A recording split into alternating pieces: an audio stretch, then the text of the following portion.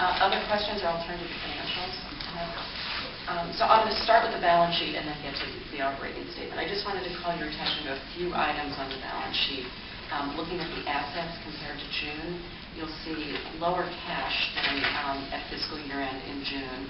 But that's in part, cash goes up and down for various reasons, but in part because every September we make our deposit to the pension plans, and so cash is used in September and then is replenished.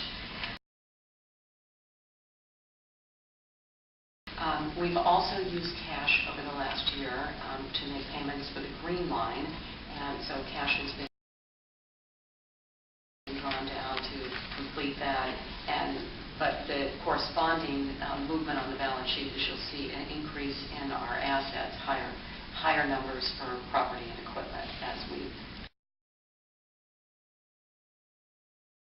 turn cash into investment in the system.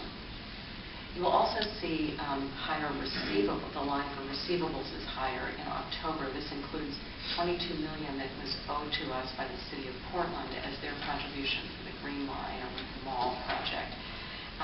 What you don't see, and you'll see next month, is that was received in November. It was actually received earlier than anticipated, so that $22 million came into the city just last week. On the liability side, the only thing I'd like to point out is our long-term debt. It has increased since June because, as you reported last month, we closed our bond issue. But our long-term debt is still lower than it was a year ago because we've been paying down the FT2 and 6 FTA bonds. So, any other questions on the balance sheet before I move to the operating statement? On the operating statement, where we look at revenues and expenses, you'll see that our revenues are about 5% under budget, and this is due to both lower than budgeted payroll tax and passenger revenues. So where we are with payroll taxes, and again, just to review, we have a lag in our receipt of the taxes. So in July and August, September, our first quarter of this fiscal year, the money we received reflects what was earned and taxed in April, May, and June, so the end of last fiscal year. And so our actual receipts in that first quarter were about 3.5% lower than the prior year, and that's despite the increase in the tax rate. So now we're into the second quarter and looking at what our receipts are reflecting economic activity in the first quarter. And we're not through yet, so we don't have the final numbers, but it looks like they're coming in significantly lower than where we were last year, like 8 to 9% lower. And when I get to the other thing, this is explained largely by the employment statistics, which I will review. Our fiscal year 10 budget assumed a negative growth, underlying growth of 3% through the end of the year. And it appears we're going to be worse than that, but we are watching this very carefully. The other number, which is below budget, revenue number, which is below budget, is our passenger revenues, and they're lower by almost 11%. And when you look at the monthly performance report this month, you'll see that on a year-to-date basis, system boarding rides are down about 6%. And this also is worse than our assumptions in the budget. In the budget, we assumed no growth in bus or any of the light rail lines other than the Green Line, but we've actually seen declines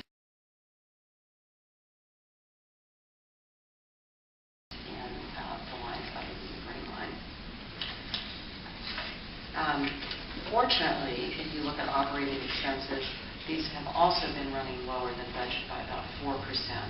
I caution against taking 4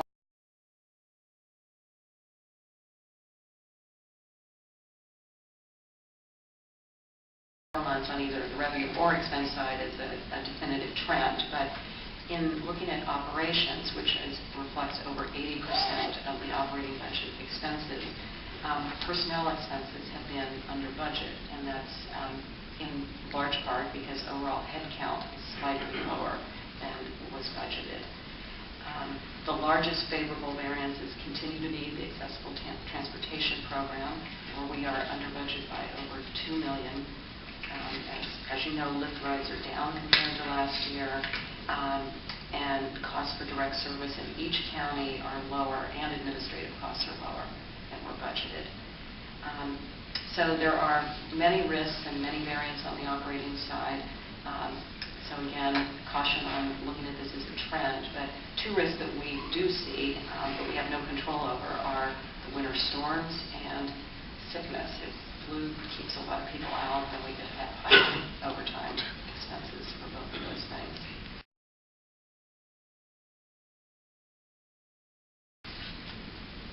I'll conclude with the macroeconomic picture, but if there are questions on the operating results, I'm happy to take this now or later. I'll conclude with the macro picture then.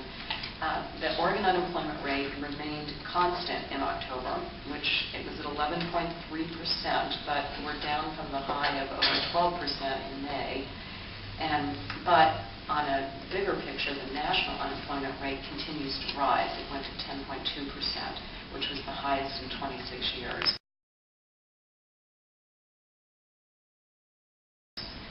So our three counties, just where we are there, Clackamas was unchanged at 10.6%.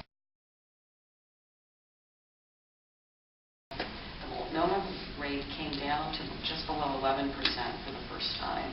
And Washington is below 10% at 9.7%. And so for the first time, one of our counties is below the national average. If you look at total employment, not the rate, but the number of people employed, which is the most important driver of our revenues, for the first time in a year, the number of jobs actually increased in the Tri-County area.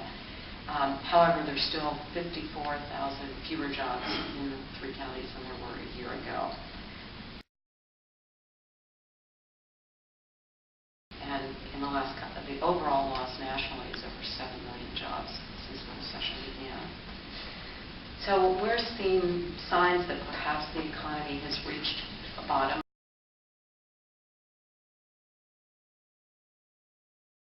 Both here and nationally, but expert opinion is very mixed, but the consensus appears to be that there's modest growth might be starting, but the recovery will be slow, below average, and possibly just a downshift in long-term trend growth due to high unemployment. It's going to take a long time to build back up from that, lower consumer expenditures, and constrained credit.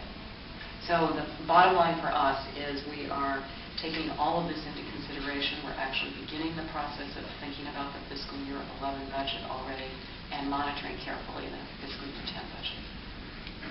That concludes my report. I'm happy to answer any questions.